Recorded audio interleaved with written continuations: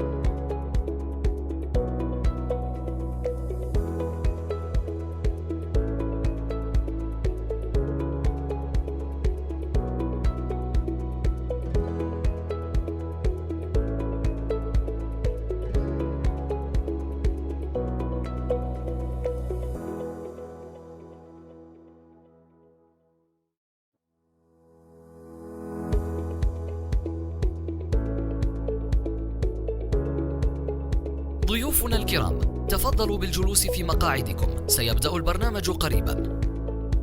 Ladies and gentlemen, please take your seats. Our program is about to begin.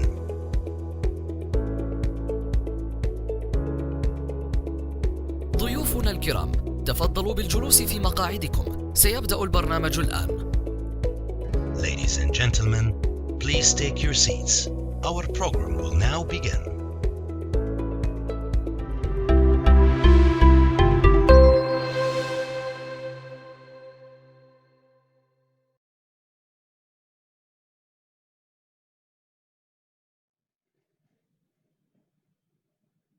Good afternoon, ladies and gentlemen, in the United Arab Emirates, and a very early morning to friends who might be logging in the United States. Welcome to today's webinar hosted by WETEX on sustainability and smart cities in the COVID-19 era. Today, I am pleased to be joined by key stakeholders from the government of Dubai, the government of Ras Al Khaimah, and leading technology companies IBM, Microsoft, and Siemens for a discussion on how the UAE government and the regional Emirates governments are incorporating smart technology into urban planning and design initiatives. This conversation will also cover the impact of coronavirus pandemic on smart cities and the technological and innovative solutions that have emerged in response to the crisis. Specifically, we will focus on future opportunities in the space for collaboration between business and government. Thank you all for joining us for the important discussion today. I will begin by introducing our panelists, and then we will kick off a conversation after each panelist has had a moment to speak. Our first panelist is Mr. Mata Al-Mahari, who is the Chief Information Officer and Chief Innovation Officer at DEWA. Mr. Al-Mahari joined DEWA in 1999 and has since managed several key departments. Now, he heads DEWA's innovation and IT functions, including its digital transformation, implementation of disruptive technologies, and corporate innovation and IT programs. He is playing a central role in helping the UAE and Dubai advance toward the fourth industrial revolution through the artificial intelligence programs, digital transformation programs, incubator and accelerator programs, and much, much more. Matar has over 21 years of work experience in the energy sector and significant experience in AI, blockchain, automation, engineering, and distribution operations. Matar, the floor is all yours. Thank you. Thank you very much, and I appreciate it. I would like to say hi to everybody, and really, it is a good opportunity to expose our actually experience together, especially with our partner. Most of the team here is our partner: IBM, Siemens, Microsoft, and even US and UAE Business, and or even the government of Ras Al Khaimah and others. So this is the chance we can explore our experience, and we can tell you the story about especially DEWA, and it's another arm which we call it digital DEWA, which was a 10x program of Sheikh Mohammed bin Rashid to launch a 10x program to launch a digital DEWA to be not only in Dubai, to be with our partner outside Dubai and UAE and even the globe. So thank you very much. Matar, thank you very much. That's very kind of you for to make those opening remarks. I'd now like to ask Mr. Andre Di Gregorio, who is our next panelist, who serves as the Executive Director of the Energy Efficiency and Renewables Office for the Ras Al Khaimah Municipality. Andrea is responsible for transitioning the emirate to a lower energy intensity and a higher share of renewables in its generation mix. Andrea has more than 20 years of experience in the energy sector in Europe and the Middle East, where he worked for oil and gas majors and leading utilities in the fields of strategy, operations, improvement, and energy efficiency. Andrea, the floor is all yours. Thank you very much for joining us today. Thank you. Just a few words to say that it is an honor to be here to discuss with such high-profile panelists, and happy to provide also the perspective of Ras Al Khaimah, which has embarked in a number of initiatives related to sustainability. Sustainability, we see it very much connected to the world of smart cities. So I look forward to a great discussion today. Thank you, Andrea. Next, we'd like to turn the floor to Mr. Tarek Saeed, who is the Chief Technology Officer for AI and Data at IBM. IBM is a close partner and friend and member of the US-UAE Business Council, so we thank you for that, Tarek. In the UAE, Tarek serves as the Senior Advisor to the government sector on artificial intelligence programs and strategic technology initiatives. He is responsible for bringing together IBM's global capabilities to help drive sustainable economic growth and innovation. Tarek has over 22 years of experience driving digital transformation across industries and is a recognized thought leader in the field of applied artificial intelligence. Tarek, the floor is yours. Thank you for that kind introduction. Hello, everyone. It's a pleasure and an honor to be here and join this panel. Very excited about sharing with you some of the latest initiatives that we've been working on to bring together private and government sectors to collaborate in the field of AI and cloud. Thank you, Tarek. Next introduction from one corporate titan to another is Microsoft. Mr. Khalid Al-Shabra'i is the Government and Smart Cities Lead for Microsoft UAE. He brings over 23 years of IT consulting, governance, and management to this position. At Microsoft, Khalid has been instrumental in influencing and supporting the digital transformation of governments across the region through cloud migration and adoption of artificial intelligence, blockchain, Internet of Things, and smart city solutions. Khalid, the floor is yours. Thank you, Danny, for the introduction. It's a pleasure, everyone, to be with you today. And like Mr. Matar said, we're all partners here with DEWA and with the UAE government to learn from each other and share the experiences with everyone. And hopefully, inshallah, it will be a fruitful discussion that everyone will benefit from. Thank you. Looking forward. Thank you, Khalid. And I neglected to mention that Microsoft is also a close partner of the US-UAE Business Council, and we very much appreciate your membership and support. So thank you for that. And finally, last but not least, I would like to introduce Mr. Oliver Kraft, who is the Executive Vice President for Expo 2020 at Siemens. In this role, he is responsible for all Siemens Expo 2020 related activities.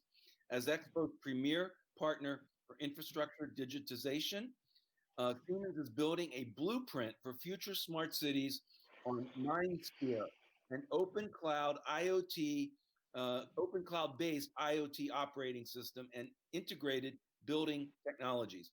With over 20 years experience, Mr. Kraft has held various global management roles across Siemens businesses, amongst others providing guidance on innovation excellence, manufacturing optimization, product lifecycle management, and software business excellence as well. Oliver, over to you. Thank you very much.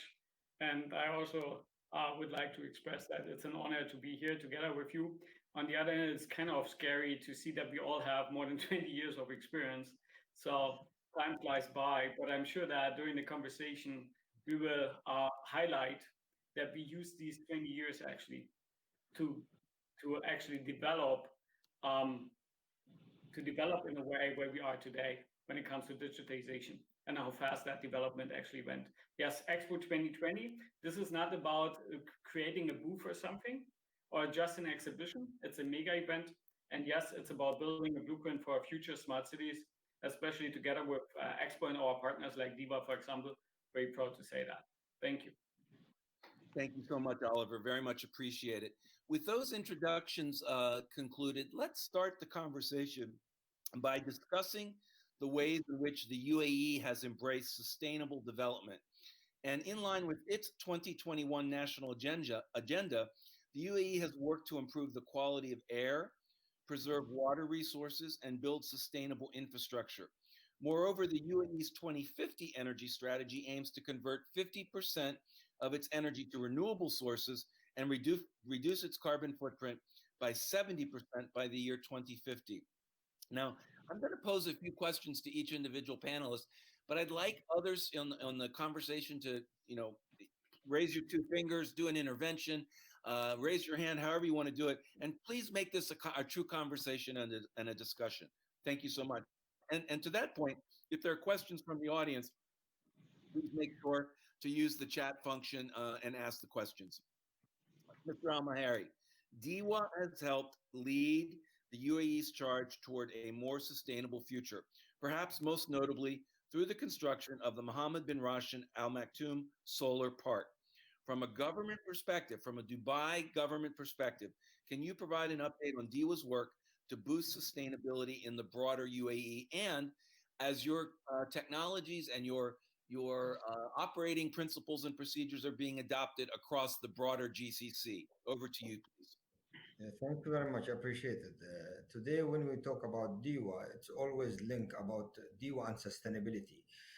You see, now our management, what they have approached the private sector to work together to ensure that sustainability can be there, and the implementation of, especially when we talk about solar, it is a huge investment about solar. So how we can, as a DEWA, invest together with the private sector, because Dubai, especially, they like to boost the private sector economy within Dubai. So our management have taken a decision that we will work for sustainability, but we will work with a partner. So we have introduced, and the management have introduced what we call it IPP, Independent Power Production. So we have come with a new framework to work with the private sector and to introduce our MBR, we call it Mohammed bin Rashid Solar Park. So that Mohammed bin Rashid Solar Park actually will produce now, as soon as now we are reaching to 5,000 within 2030, then we are reaching to reach to 75% of our existing actually power supply through within 2050 through our clean and solar energy. We have a two program. One program, we see it as a customer, we see the customer, we allow them to actually install a solars and green and connect it to our grid. We call it in Dubai, we call it Shams Dubai, Sun of Dubai. And we have a huge solar park which we involve with a partner. So we involve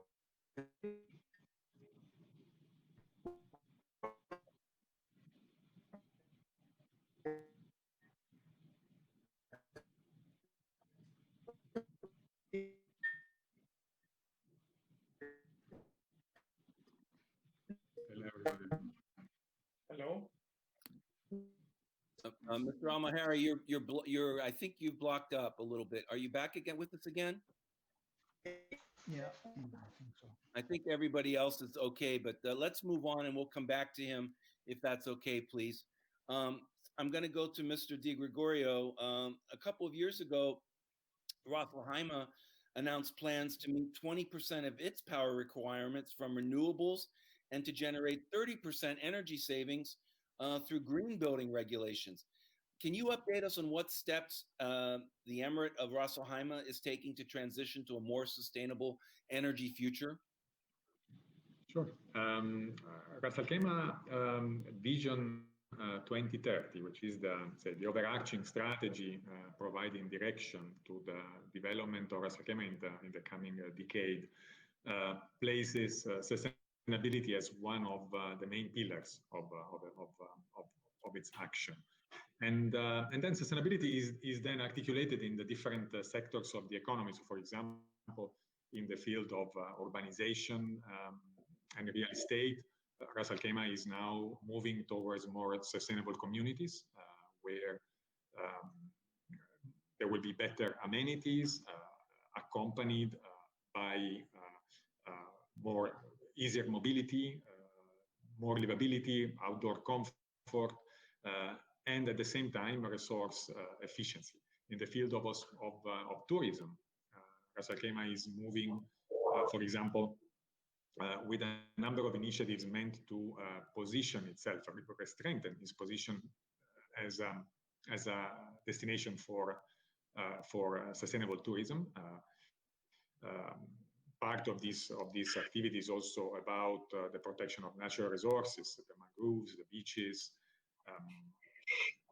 all the desert areas, the mountains that are, say, enablers of nature-oriented tourism. In the field of energy and utilities, which is my field more specifically, Ras Al Khaimah strategy that is governing this is the Energy Efficiency and Renewable Energy Strategy 2040, which, as you said, has very ambitious targets in terms of energy and water savings, and also in terms of contribution of renewable energy to the supply.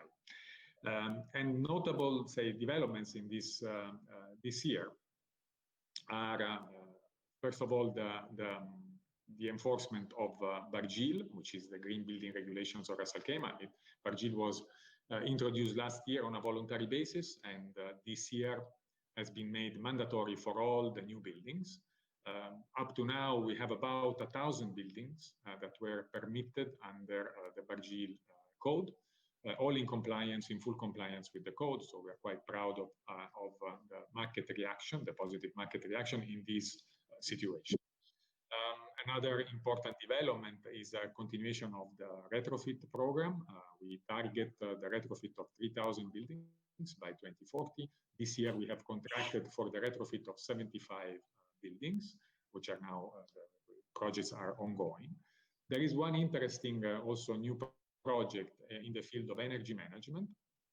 So the entire government of Ras Al Khaimah is moving in a coordinated way towards a centralized management of its energy and water consumption. And this has already brought, since the first months of activation, which was in May, already brought savings of about 10% of the total government consumption of Ras Al Khaimah. So it's a quite an effective program so far. We hope to continue along this route. More recently, a few weeks ago, following some regulatory changes in the possibility to connect solar energy to the grid, we have launched the solar program of Ras Al Khaimah. So the government of Ras Al Khaimah is in the solar program with following a couple of pilot projects that were completed last year. We have issued now a tender for multiple sites in Ras Al Khaimah for solar rooftop, and we are receiving also very good market response and interest also from our network of partner government entities. Finally, something also recent is the activation of consumer actions. So this is started with a series of campaigns. There were two important campaigns that were run, one with the schools, with 57 schools, RAK Innovates, and another one, Energy in Your Hands, in Altaka Biedek in Arabic, is a campaign which called consumers to show to show others examples of energy efficiency, and it had also several hundreds of participations with videos and actions shared to the multitude of consumers in Ras Al Khaimah. So we're quite happy for how it is developing this year, despite, of course, all the challenges posed by the COVID. Andre, thank you very much.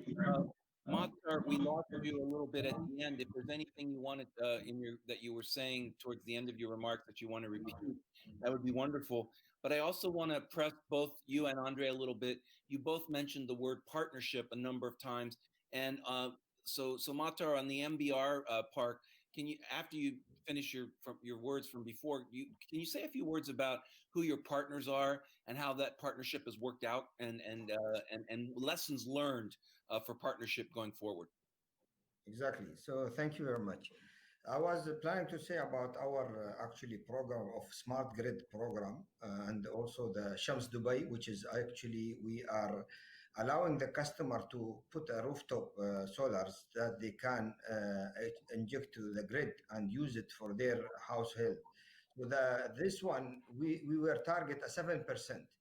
Now DEWA actually reached to 9%, and they are above the target 2%, which is mean that DEWA is penetrating very well in this field from the partnership side, from the customer side.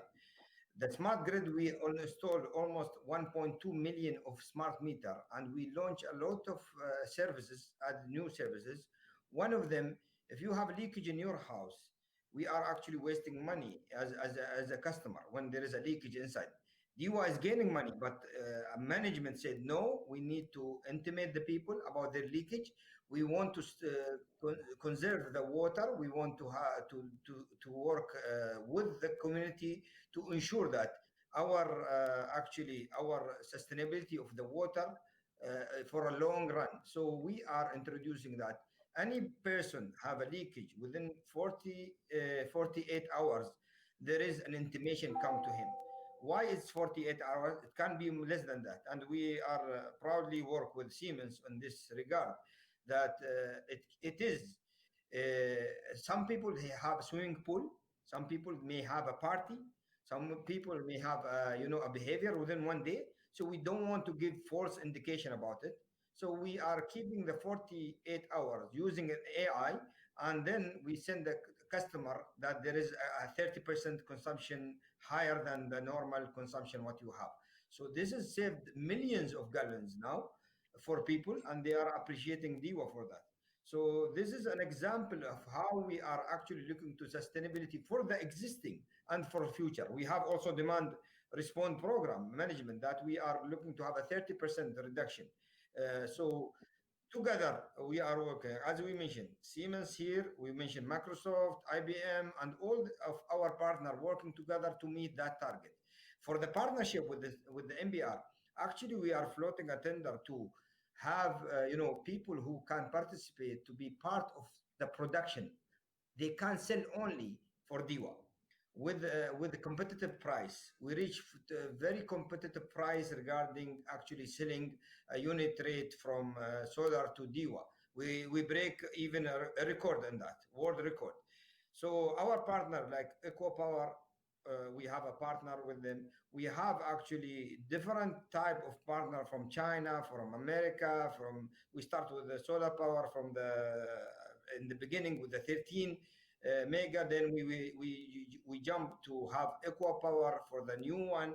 We are having now 14 billion dirham project using CSP, concentrated solar power, which is already it will be announced soon, and we already reached to the tallest building or tallest tower worldwide. It's more than 260 meters. So that we have established it with our partner, as we said that there is a partner from China, there is a partner from Saudi Arabia, there is a partner from all around the world, and will be in stages. This is now coming in stages, not only to have one partner, to have multiple partners. So DEWA actually get benefit, the partner get benefit, and even community, and how we reduce the CO2, this is very obvious for everybody. Wonderful. Andre, do you want to make a comment about your partnerships?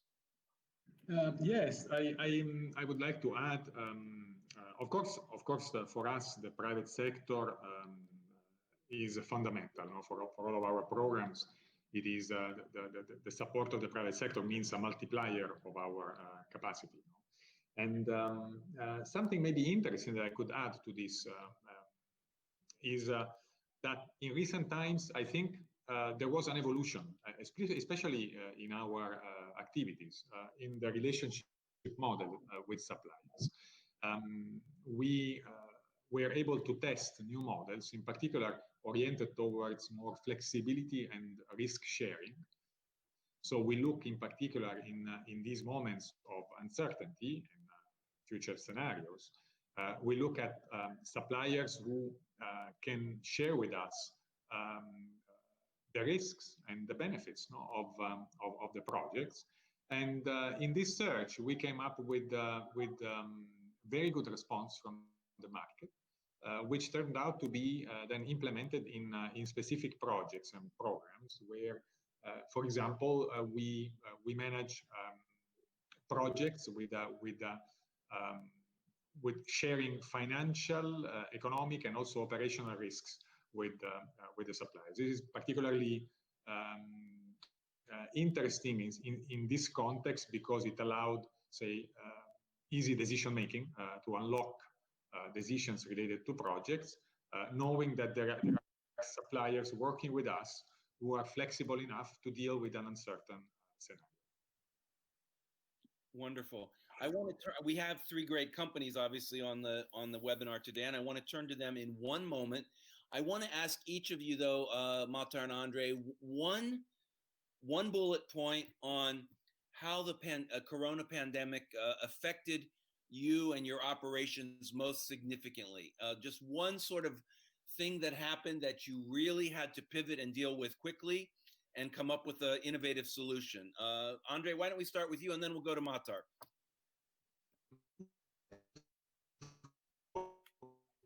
Somebody's locked up. Can you hear me okay? Yes. Okay, and then Matar, why don't you start? Yes. I think Andre's locked up this time. Okay, so as we said, when we had positive in 2020, everybody say it's a bad word but for DEWA, it is a good word that we were positive through the pandemic. Everybody was staying at home and using our electricity, and as per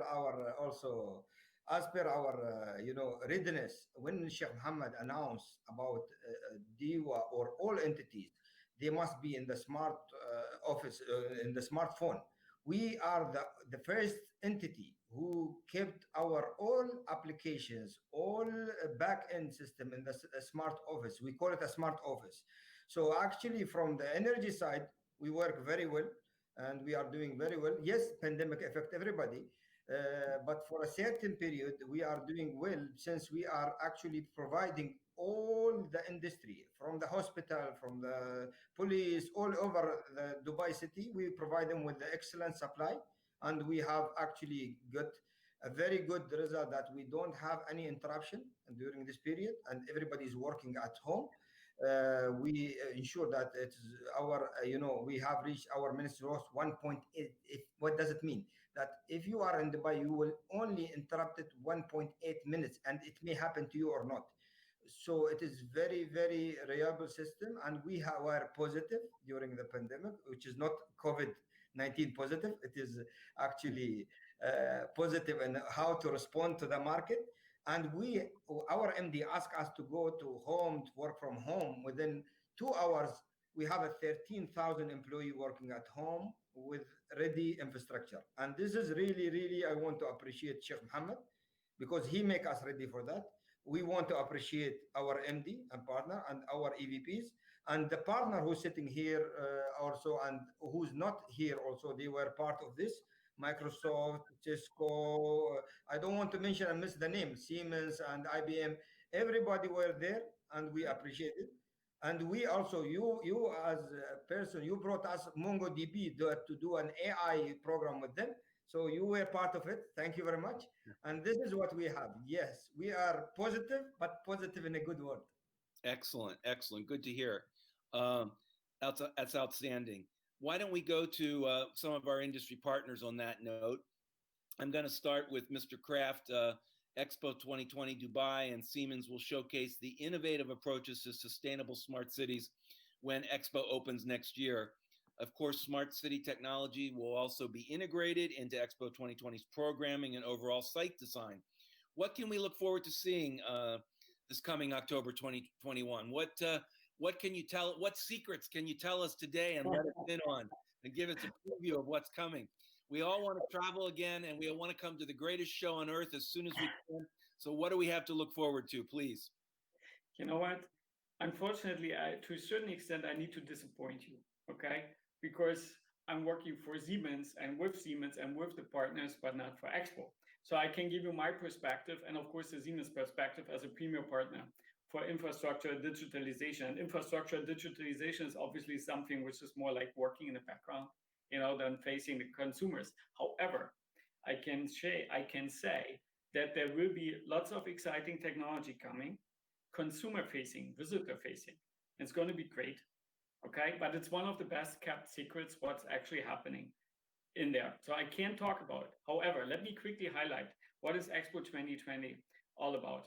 So with its main theme, connecting minds and creating the future, of course, it will address the main topics of our time, like mobility, opportunity, and sustainability.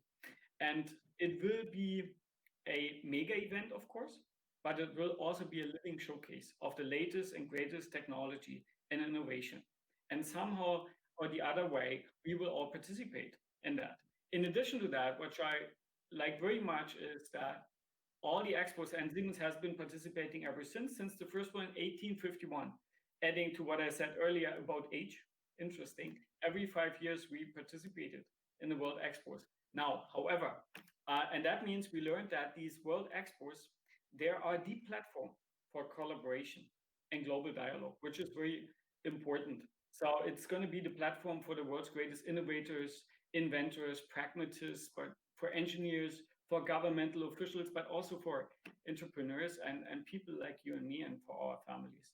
And in essence, for everyone with high hopes for the future.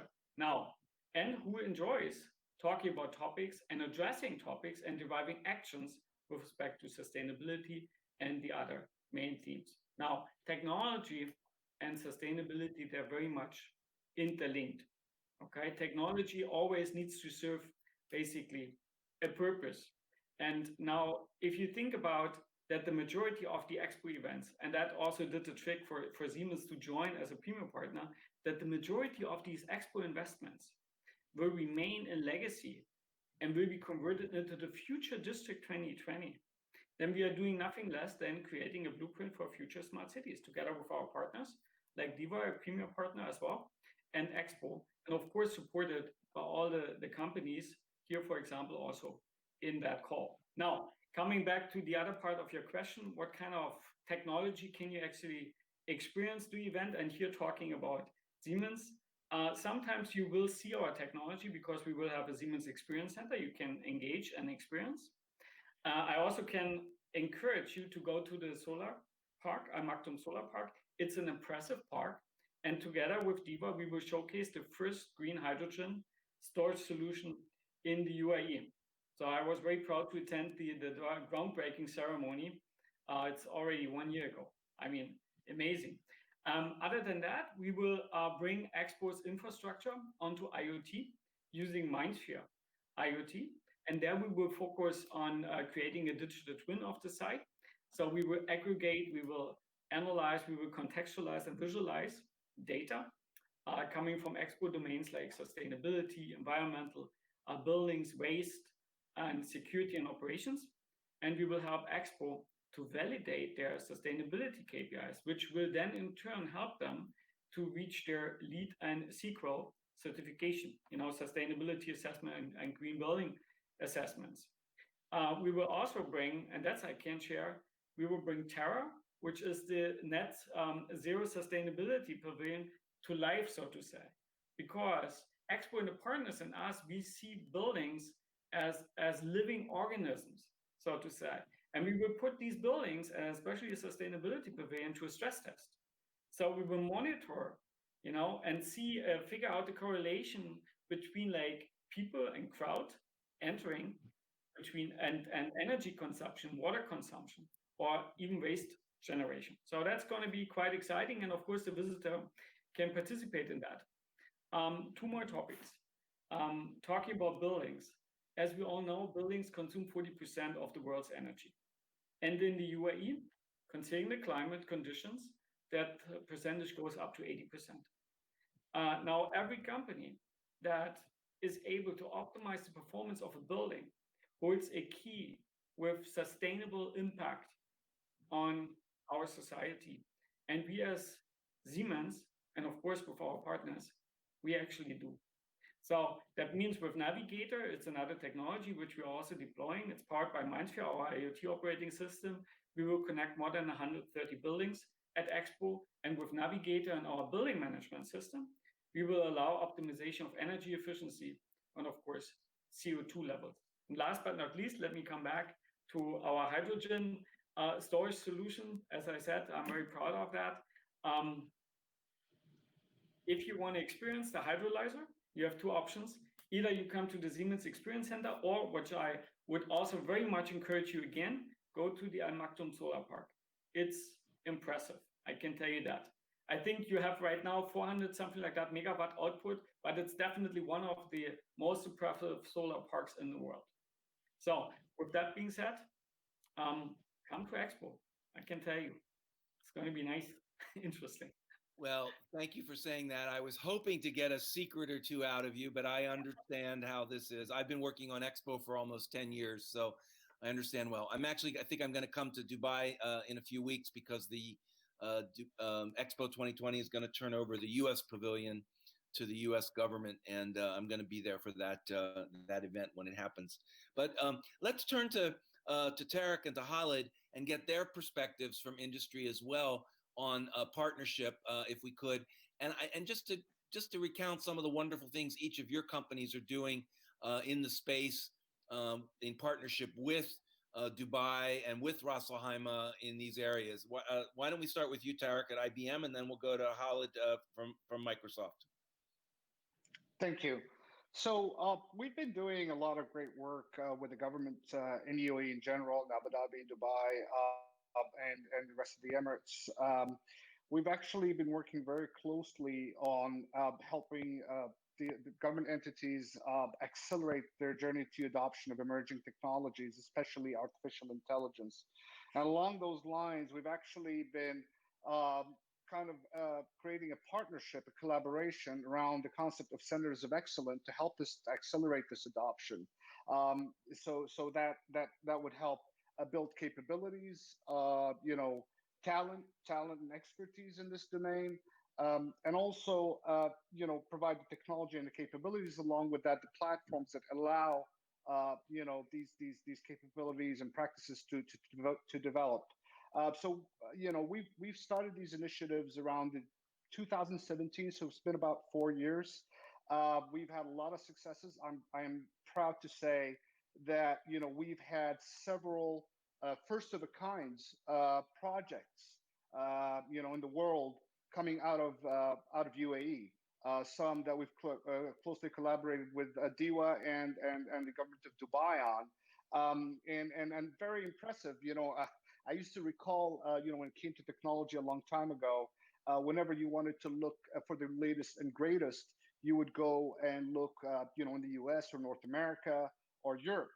But now I'm very proud to say that some of the latest projects that we've come up with, especially in the area of emerging technologies, are actually coming from UAE.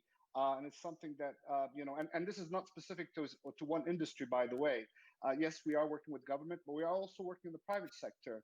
And we're getting very, very similar results. So we're very proud that we got our colleagues from IBM in Europe calling us and asking us about some of the latest work that we've been doing here, and trying to port some of that and learning over there. So yes, it's been very interesting.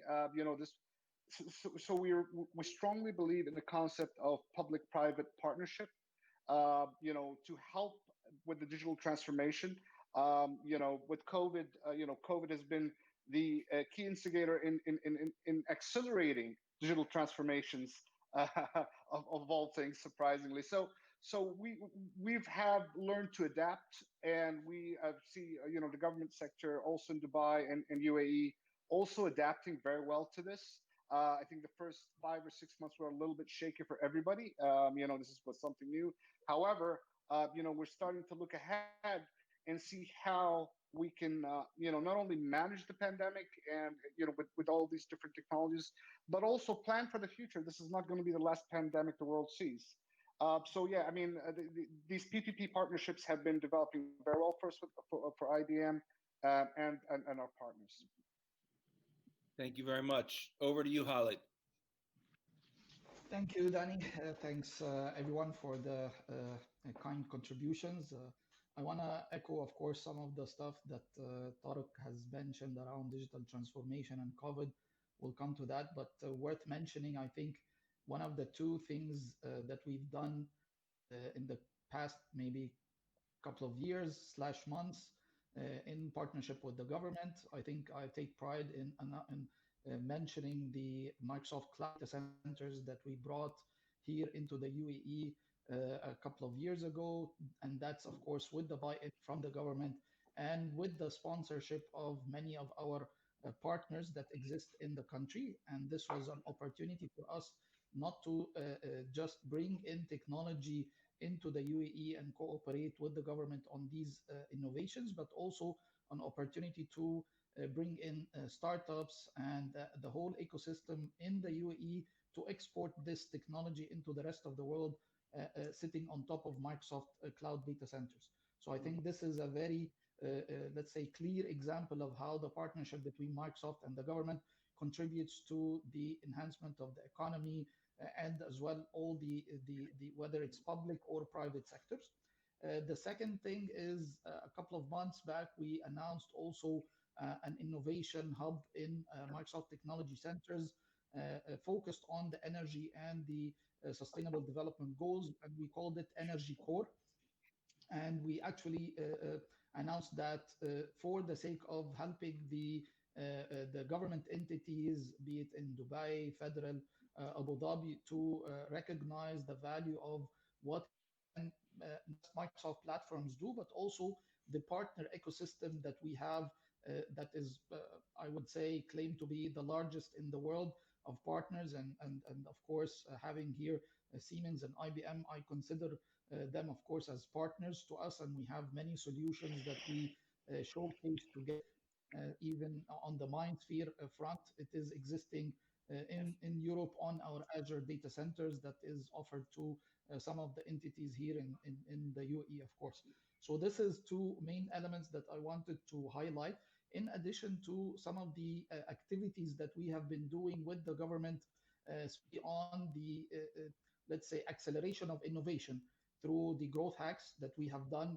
DEWA has participated with us in many hacks in the past and many to come in the future. We've done lately a major hackathon with the Ministry of AI to showcase how AI can help improve some of the government services, as well as address some of the challenges that the government had. And we even took some of the government, let's say, teams to our Redmond campuses to get trained on AI from our AI engineers in Microsoft, and come back with this knowledge and best practice to share it into their own government entities. The third thing to mention is the wide range of skilling initiatives that we drive with the government, and making sure that in order for them to adopt the latest technologies that are coming with digital transformation, the skilling element to prepare the government employees for the jobs of the future and for the skill sets that they need to run blockchain projects, AI projects, IoT projects, is crucial to have in order to ensure that the successful implementation and operation of those projects. Also, we've managed to partner with the government entities to on our AI, let's say, innovation hub in Area 2071 to drive a matchmaking between the startups that we have managed to bring in on board and incubate them for a period of time, and how we match this with the challenges and the ideas that the government wants to achieve so that they can benefit from such an effort. So this is just an example of the kind of stuff we're doing in the country in partnership with many government entities. And of course, we all live in the UAE, and it's in all our best interest to nurture these kind of activities to prosper the economy and the government sector as well as the private sector. Go ahead. If I may add to that, to what my colleague just said, first of all, it's very important that, and I agree, it's important to think about partnerships, and a competitor today is a partner tomorrow. And the classical, let's say, a supplier customer relationship is actually in many cases over. It's about partnerships in order to cope with the challenges of the digitization. So, which also kind of indicated my colleagues are said using different words. And when it comes to partnering with the public, means public-private sector, then I can also proudly add that Siemens, for example, works very closely with the Ministry of Education, where we granted a €100 million software grant, which allows more than 3,800 students actually to understand and to get a hands-on training on cutting-edge technology. And that is very important. And quality education, as we all know, is one of the sustainability goals. And I already mentioned like the Expo, which is an example for sustainability goal number 11, sustainable cities. And I already mentioned the climate action, our hydrogen. So partnership is actually key in coping with the challenges now and also in the future. Thank you, gentlemen. And also, if I may add one extra point, we have 15 minutes left, and what I'd like to do in the next 15 minutes, if we could, is I want to ask government in post COVID-19, looking forward for the next 5 years. What are the solutions? What are the challenges? Maybe is a better way of putting it, that for which you're searching for solutions for the next 5 years from industry. And then when my two friends in government are finished, I want to flip it back to industry and say, what are your respective companies, looking at, thinking about for the future, for the next 5 years, new solutions that you're hoping to bring to market? And we've heard from Siemens about hydrogen for sure, but other things as well. So why don't we start? We lost you, Andre, there at the end. Why don't we start with you, and then we'll go to Matar if we can. For the future, the next 5 years, post-COVID, what do you need? What do you want? So the pandemic, I think, like other crises in the past, I think the pandemic did at least two things. It put on the spotlight some gaps, and also allowed us to identify some opportunities. And for both of these things, we would need in the future support and say from the private sector. And here I'm not speaking only about Ras Al Khaimah, UAE. I'm speaking about probably most of the developed world. The first area of gap is a gap related to our urban spaces. The fact that there were, for example, lack of transportation alternatives. People who were not willing to use public transportation didn't have an alternative. They had only a car as an alternative. There were limitations, for example, in the use of public spaces, where people could spend time in a private and comfortable way, and not being crowded, in a small square and a small park. In the buildings, within the buildings, there was an issue of indoor air quality due to gaps in ventilation, refresh of fresh air, fresh air intake. In terms of opportunity, there were opportunities. Some were very specific. For example, the remote work reduced the need for commuting, reduced occupancy of buildings. So there were opportunities there that we are already trying to capture, and we look forward for other ideas to make the best use of these opportunities. But more in general, say even larger than this, is the fact that energy efficiency, and also I think the International Energy Agency was mentioning this multiple times, is a priority area for stimulus packages, because these kinds of projects are carried out typically with local supply chains. Therefore, they bring about higher fiscal multipliers than other types of investments. So also an area of reflection for us is all about stimulus packages, investments, and incentives. So how to incentivize intervention in the sector. We look, for example, for discussions in the field of green finance. If there is a field where probably UAE needs to advance, is green finance. As far as I know, there are maybe one or two banks who are really involved in this field, but the rest is and all the services around this need to be developed. There is a quote circulating in the web recently from a quote from Ayrton Senna, the pilot, the Formula One pilot. He said, "You cannot overtake 15 cars when the weather is sunny, but you can when it is raining." And I think all the most of the world economy is challenged in this moment. Most sectors of the economy are challenged, but it might be a good moment actually for sustainability, for energy efficiency in particular, where we could actually accelerate. And as I mentioned, we are accelerating in the energy management program. We welcome your support. Some of you are already working with us. Some of the people involved also in this panel are working with us in our projects. We are keen on confirming our investments on the retrofit of buildings, because we believe in them. We believe in the fast returns that come from these kinds of projects. And as I said, we are willing to explore also new models, for example, risk sharing in the field of shared savings models that are less utilized in UAE than the guaranteed savings. Now they're becoming more popular. We want to explore ways to utilize them more. And also, as I said, ways to target together the success of a project and then deal with the differences that may come in an uncertain scenario. Thank you, sir. Arthur, over to you. What do you want for the next 5 years from industry?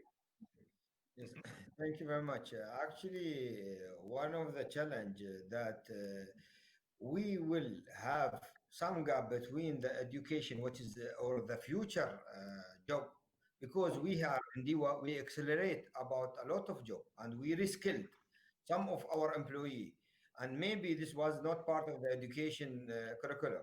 So for us, the future now become yesterday during the pandemic. So the future for us, when we talk about future job, it came now as today. So what was a future as today? So when we say the education and reskilling and building the capability of the student who's coming from the education, we will have that much of gap available. So we need to work together with the education, with the partner, to make sure that we can observe the new people who are graduate, because as government, we have a social responsibility, and we must balance between reskilling our people, using the digital, using the robotic, and to observe the graduate people from the education sector. So this is what we will see. That will be a challenge, because we were agile, we reskilled our people, we close a lot of jobs which need very expertise, that through AI, blockchain, and also new disruptive technology. But what we see in the education, still people need to see what was the future of about 10 years. It became now, actually.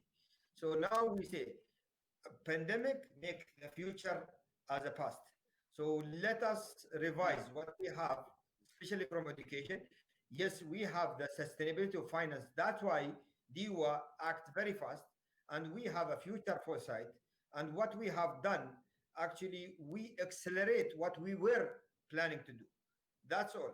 But at the end, we need some stuff. We need some people. And that people, especially our local Emirati people, need to be coping up with the new future job. Or let's say, which was a future job. It is now an existing job which have no curriculum in the education side.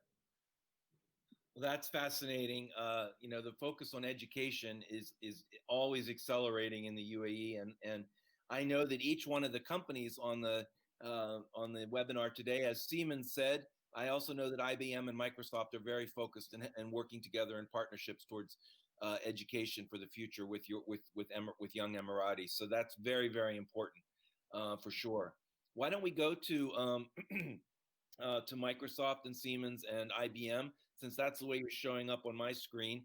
We'll start with Microsoft and tell us, if you can, a little bit about what, reveal to us a little bit about what you can about what you're thinking about for the future to meet your public sector demands and needs in government in the next 5 years. Sure. Of course, as we all know, the acceleration in innovation of technology is extremely high, and it's very difficult to anticipate today what will be existing in 5 years, but we'll make an attempt to talk about that. And I just wanted to address, also echo Mr. Matar's point around, because the skilling and the upskilling of people, because will continuously exist, and it's required that we always be innovative on how we address the skilling of people, because people at the end of the day will implement the technologies, will operate the technology, and they will be the key success factor of whether these adoption attempts and innovations will succeed or fail, right? So I think I echo Mr. Matar's point, and we've actually done something like that in Microsoft. We hope young Emiratis in Microsoft, we expose them to our learning platforms, shadowing on the job and so on, and then releasing them back into the government to make use of what they have learned. Now, talking about the technology areas, I see in the future, of course, no one can doubt that quantum computing will have a big role in the future. I would say the connectivity is similar to 5G and hopefully in the future, the 6G and what have you. I see lots of needs for robotics and AI, and how we're seeing the advancement in artificial intelligence and democratizing AI to the extent that any individual, any citizen can become an AI developer on their own to solve their own issues, be it on the personal side or on the professional side. The evolution of edge computing. So how can we, although we're developing lots of stuff in the cloud, but how can we bring those innovation into the edge to serve the areas that don't have connectivity or where we need faster processing and so on. So this is just also the digital twins, which is going to be a crucial technology element for the urban planning and the urban operations and sustainable development goals. Thank you. We'll go to Siemens next, but can you all just work to develop 6G before the Chinese do? Please, please. Go ahead, my friend from Siemens. Yeah. Well, good. Okay. A lot of things have already been said, and I can fully support what my colleague said here, right?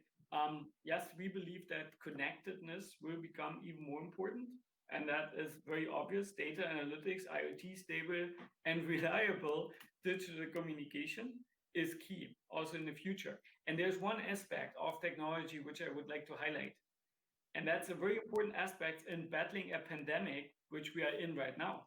And that is the ability to operate in self-reliance, like working from home with a stable connectivity, right? And of course, we at Siemens, we allocate our time between the office and home like everybody else.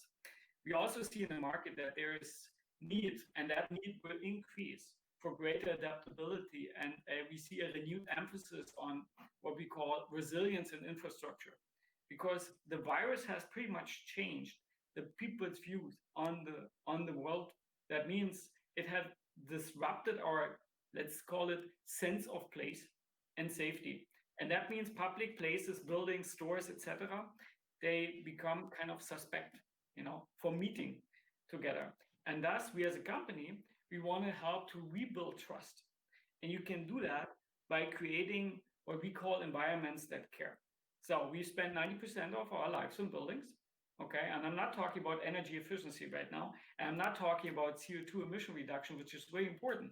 I'm talking about safety and security, where we are already very advanced, especially here in Dubai.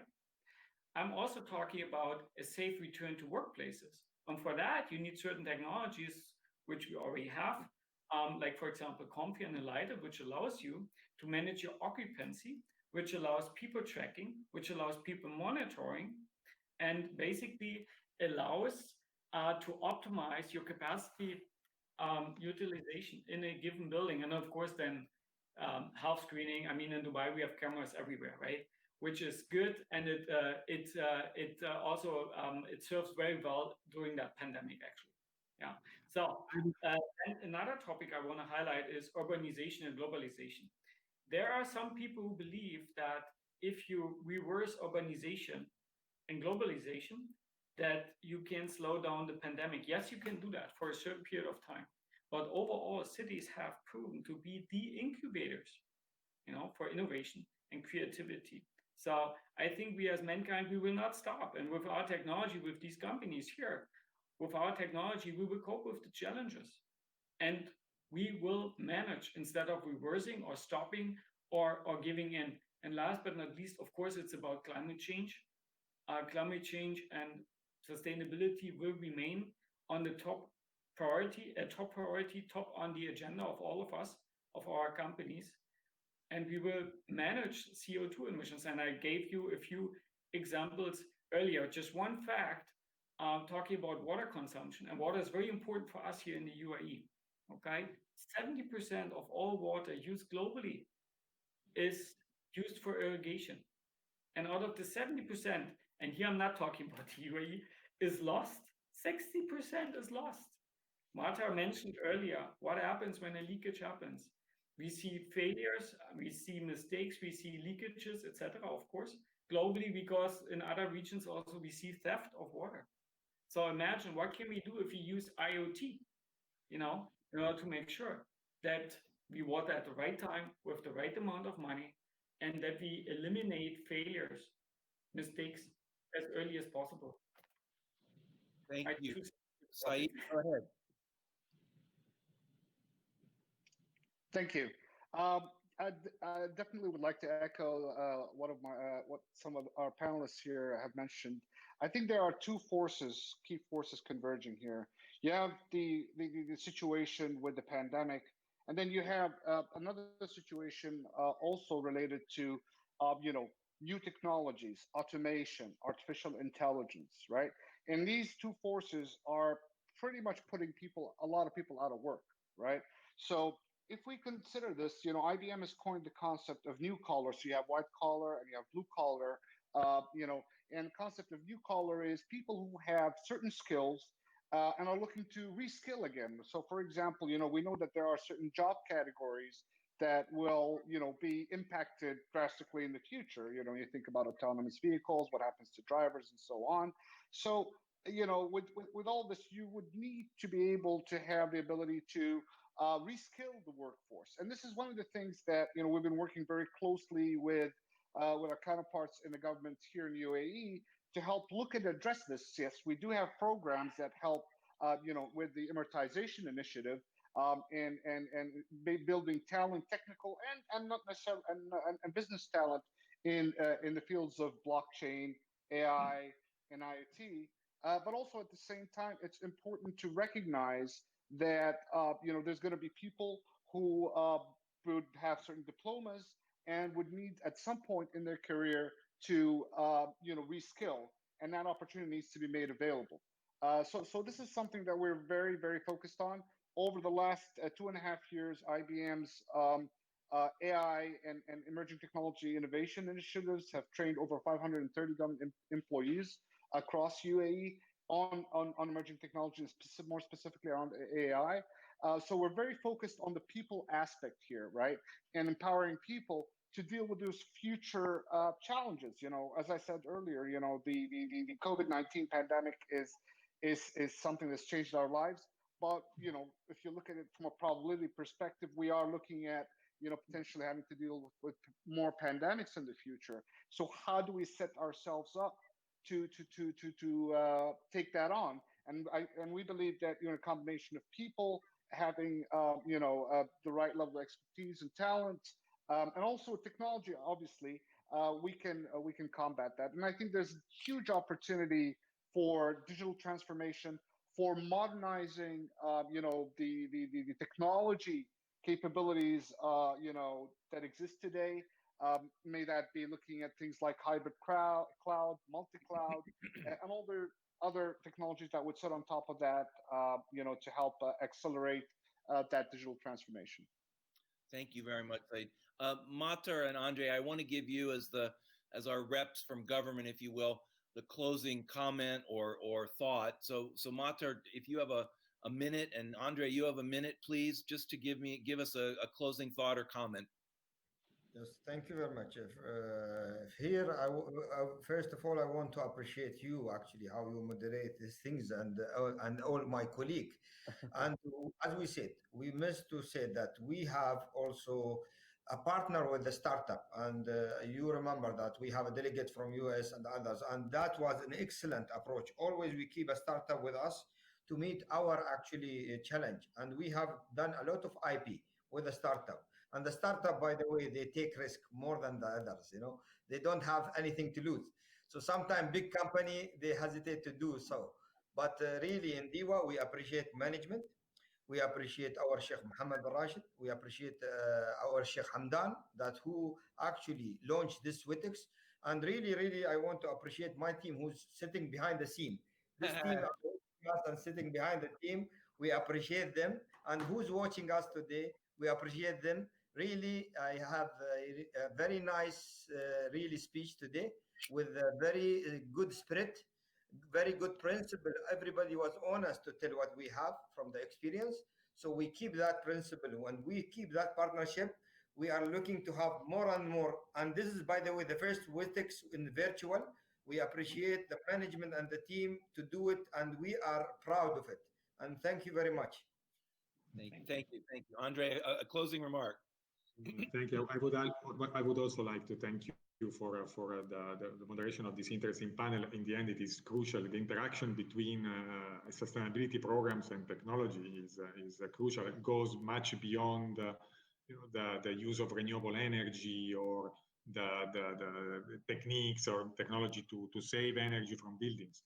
It extends, and especially now that we in the current situation, is showing us how this extends much beyond to aspects related to people's safety, as I think Oliver was mentioning, to aspects related to comfort of indoor spaces, comfort of outdoor spaces, about mobility. All these aspects have to do with technology, with artificial intelligence, with Internet of Things. There is a more uncertain trends, probably visible at the early stages, so we need to be confirmed, is the fact that there might be a tendency for people to move to less populated, less dense areas. Some of it is visible in Australia. Some of it is, at least by word of mouth, is visible also here. And what will this entail? I mean, the technology will play a crucial role there in ensuring that this shift does not compromise on the efficiencies that urbanization has brought over the past decades in our systems. So we look at the future with great interest and enthusiasm, and this kind of discussion facilitates reflection on these broad themes. Thank you. Thank you very much. I have to say that the world spins faster and faster, and change comes faster and faster, and we all have to accept that and engage it, and we can't simply put up our hand and try to stop change. So I'm very heartened to hear all of you on this panel today talking about your embrace of change and how to make the experience better for humankind going forward. So with that, I would like to say thank you to the panelists. I would like to say thank you from our friends from government. And Matar, congratulations to all of you for running a very successful virtual WETEX. Your friends, your colleagues at DEWA, but please next year, I want it to be face-to-face.